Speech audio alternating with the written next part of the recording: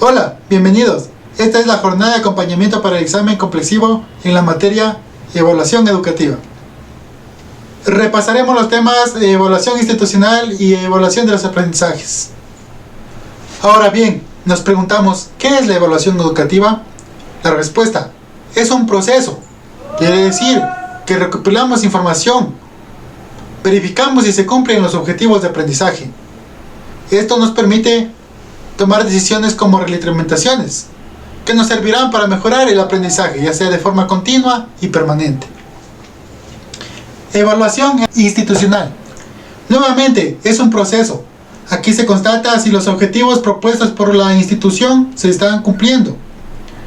Esto incluye los medios para alcanzarlos, como por ejemplo gestión de estrategias o planificación, y también los resultados que nos proporcionan.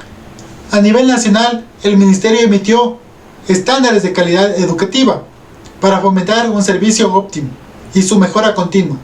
¿Qué quiere decir esto? Un sistema educativo con creación de capacidades y emprendimiento. ¿Qué entendemos por estándar educativo? Estos simplemente son los logros que se esperan alcanzar.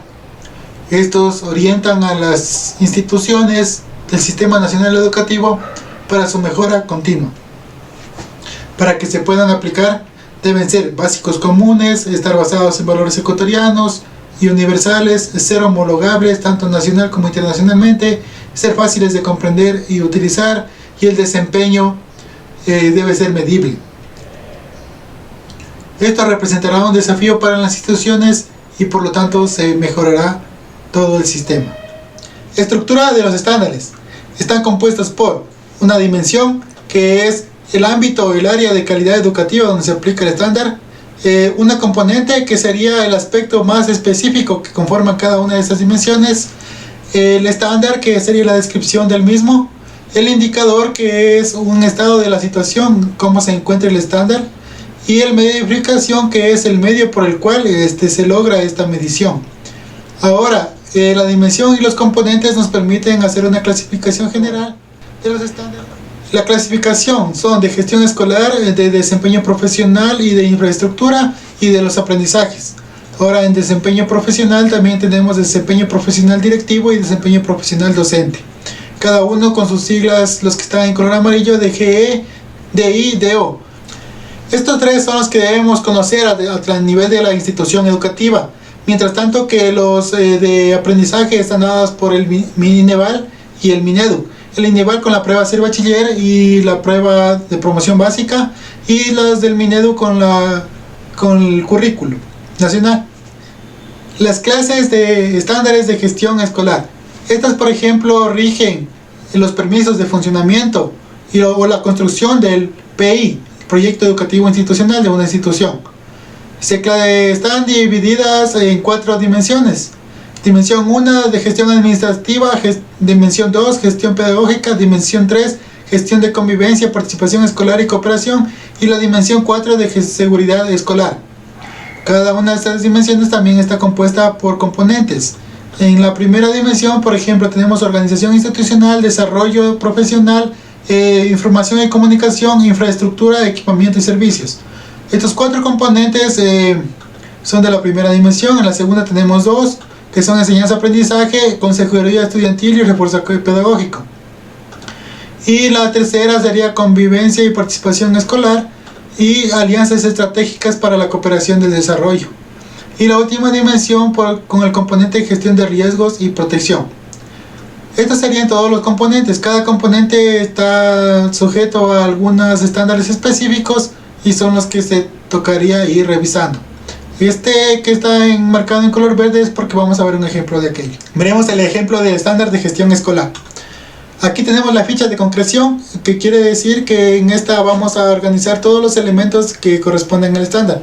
En primer lugar va la descripción, los medios de verificación, los indicadores que serán no cumplen en proceso satisfactorio o destacado, los procedimientos sugeridos para mejorar el estándar, la normativa en la que se basa y finalmente los resultados que se esperan.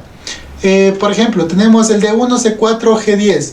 Significa en primer lugar D1 la dimensión 1, que es gestión administrativa, C componente 4, que es la organización institucional, y G, que es de gestión escolar, que es el número 10. Describe: los servicios complementarios que oferta la institución funcionarán de acuerdo a los lineamientos emitidos por la Autoridad Educativa Nacional. En este caso vamos a ver que hay colegios y escuelas que tienen servicios de limpieza, de seguridad, de internet, etc. Entonces, todos estos servicios deben estar realizados mediante contratos legalizados de servicio. Este será nuestro medio de verificación. Dependiendo de cómo se encuentre, puede estar que no cumple en ningún momento con la normativa nacional, puede estar cumpliendo parcialmente, o puede cumplir de acuerdo a esta normativa, o puede cumplirlo y además de eso presenta algún sistema de gestión innovadora. Entonces estos serían los 4 estados. En casos sería rojo, amarillo, verde y celeste. Dependiendo de cada uno es como nos evalúa en este caso, si hay una evaluación externa, el Ministerio de Educación. Ahora, dependiendo del estado del estándar, tenemos aquí un procedimiento para poder mejorarlo. En este caso sería verificar si la institución cuenta con todos los documentos legalmente. Si no hay, por ejemplo, requerir la implementación de los mismos, o supervisar que se estén haciendo estos contratos, y finalmente verificar que estos servicios cumplan óptimamente. Alguien nos pregunta: ¿y de dónde sacamos estos procedimientos? Entonces están en las normativas, en este caso como sería, por ejemplo, la LOEI, en el artículo 7, en el reglamento de la LOEI, o los acuerdos ministeriales que tiene el gobierno, o también el registro oficial. El resultado que se espera finalmente es que la institución educativa oferte el mejor servicio, óptimo para los estudiantes como para los representantes y para todas las personas en el ámbito educativo en general. Ahora, los estándares de desempeño profesional directivo.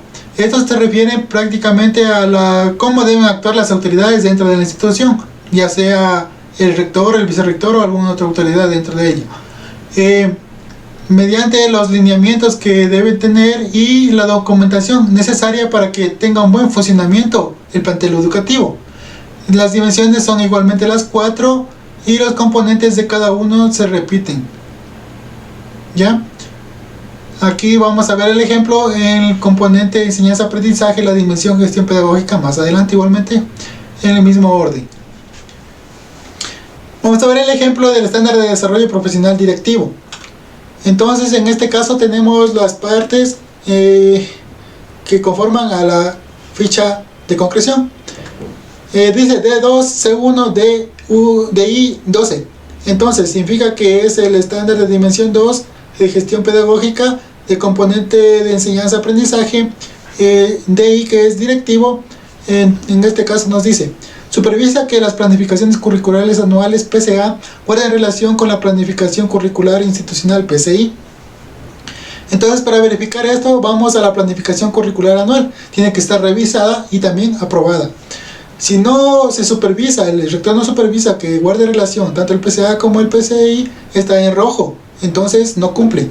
Si parcialmente hay alguna relación, estaría en amarillo, que entonces estaría en proceso de cumplimiento. En verde satisfactorio sería que guardan una buena relación, y simplemente destacado significa que el directivo, en este caso el rector, se ha preocupado por orientar y retroalimentar al profesorado para que se cumplan estos lineamientos. Ahora, dependiendo del estado, podemos mejorarlo mediante el siguiente procedimiento, es decir, contrastar las planificaciones curriculares anuales con las del PCI. Después aprobarlas, finalmente a evaluar y retroalimentar, y luego guardar respaldos de los mismos, y finalmente verificar que la planificación esté en perfecta adaptación y alineación. Esto se basa en la normativa de los acuerdos ministeriales que están ahí descritos, y también del reglamento de la LOEI. Ahora, El resultado final que se espera es pues, que la institución responda a lo planificado y permita un desarrollo sostenido de los aspectos académicos anualmente. Finalmente, los estándares de desempeño profesional docente. Estos se refieren básicamente a cómo un docente debe cumplir las normativas dentro de la institución. Esto quiere decir a cumplir la ley a cabalidad. Igualmente tienen las 4 dimensiones y los componentes de cada una de ellas. Simplemente vamos a ver un ejemplo de desarrollo profesional en la dimensión gestión administrativa. Ejemplo del estándar de desarrollo profesional docente. Tenemos la ficha de concreción y tenemos el estándar de dimensión 1, gestión administrativa, componente 2, desarrollo profesional, de gestión docente. Ahora, dice aplica las estrategias para mejorar su práctica docente a partir de las recomendaciones producto del acompañamiento pedagógico. Este acompañamiento pedagógico se refiere a cuando nos realizan una observación en nuestra práctica educativa por parte de la autoridad que nos evalúa. Entonces debemos acogernos a las recomendaciones. Se verifica mediante la planificación microcurricular o PUD. En este caso, si no cumplimos, no aplicamos las recomendaciones, estamos en rojo. Si estamos en proceso, significa que estamos aplicando parcialmente las recomendaciones. Y si aplicamos todas las recomendaciones que nos hacen, estaríamos en nivel satisfactorio. Y finalmente en destacado, si a partir de esas recomendaciones también destacamos y innovamos de mejor manera. El procedimiento que se sugiere, o sea, puede cambiar, pero se sugiere analizar las sugerencias que nos dan, acoger esas sugerencias y buscar unos medios para complementarlas, socializar los resultados para que se evidencie, buscar otras estrategias para mejorar nuestra práctica y aplicarlas también de forma de coevaluación y finalmente incorporarlas a nuestro quehacer pedagógico, incluido a los estudiantes con necesidades especiales. La normativa en la que se basa este procedimiento está regido en la LOEI y también en el acuerdo ministerial, descritos aquí en el cuadro. Además de eso, los resultados que se esperan es que el personal docente tenga un espacio de reflexión de su quehacer, de su práctica docente y además de eso pueda ayudar a mejorar el aprendizaje de los estudiantes. Esto es como se puede decir el cumplimiento a cabalidad de la normativa según la ley. ¿Por qué nos es útil manejar los estándares de calidad? Pues porque simplemente podemos ir documentando los logros alcanzados por nuestra institución. Además de eso, podemos hacer una evaluación interna cuando estamos de directivos en la institución educativa. También podemos tener los documentos en regla y necesarios para una auditoría externa realizada por el Ministerio de Educación. También nos ayuda en la elaboración del PI o del PCA. Y finalmente para evitar documentación necesaria y ser eficientes en nuestra gestión. Con esto podemos dar cumplimiento cabalmente a la ley para poder tener una excelente labor educativa. Evaluación de aprendizaje. Se basan en los estándares de aprendizaje y son los logros mínimos requeridos y los que el estudiante se espera que alcance a lo largo de sus años lectivo o escolar. Ahora, tenemos para evaluar estos aprendizajes, tenemos tipos de evaluación. Tenemos la diagnóstica, formativa y sumativa.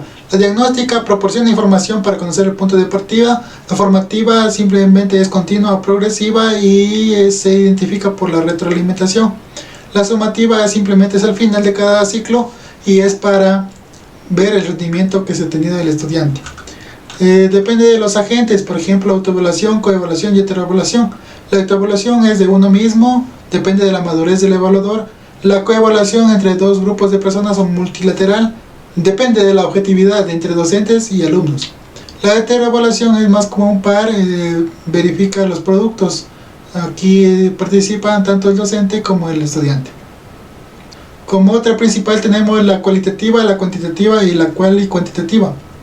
La cualitativa es subjetiva, particular de cada contexto. Se basa en el método exploratorio, inductivo, descriptivo, entre estudio de casos, entre otros. Los principales instrumentos son las entrevistas, cuestionarios, etnografías. Mientras que la cuantitativa es más objetiva, está aparte del contexto del experimento, se basa en método hipotético deductivo según su alcance. Cuando es interna, cuando hacemos una autoevaluación, por ejemplo dentro de la institución, o una externa cuando necesitamos la aprobación de las autoridades. Por la extensión global o parcial depende del contexto o del ciclo del periodo. Por último, la comparación referente y la de inicial, procesual o final. Técnicas de evaluación. Tenemos por ejemplo la de observación, la entrevista, la sociométrica, la análisis de producción, intercambios orales y pruebas. Estos son procedimientos mediante el cual se va a llevar la evaluación. Tenemos los instrumentos de evaluación, que son los que se utilizan para conseguir este tipo de evaluaciones, como son la lista de cotejos, la escala de estimación, el registro descriptivo, la guía de observación, la rúbrica, la prueba de base estructurada.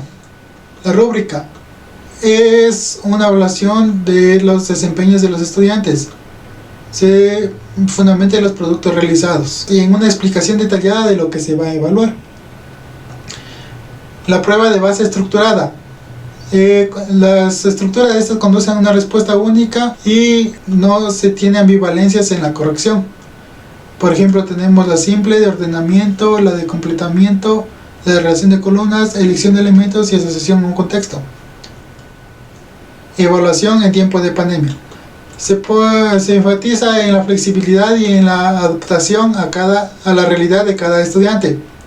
Para la evaluación formativa se sugiere el portafolio, que es la recopilación de los trabajos que se han realizado durante el ciclo escolar, como artículos, consultas, informes, ensayos, y pueden ser de manera física o digital. Para la evaluación sumativa, en vez del examen quimestral, se sugiere un proyecto en el cual el docente será el principal encargado de planear las pautas de este proyecto. Se socializará con los padres de familia y debe ser una evaluación contextualizada. Y por último, un refuerzo académico que se sugiere es principalmente para los estudiantes que no han completado criterios de evaluación y debe ser dirigida a los estudiantes con necesidades educativas.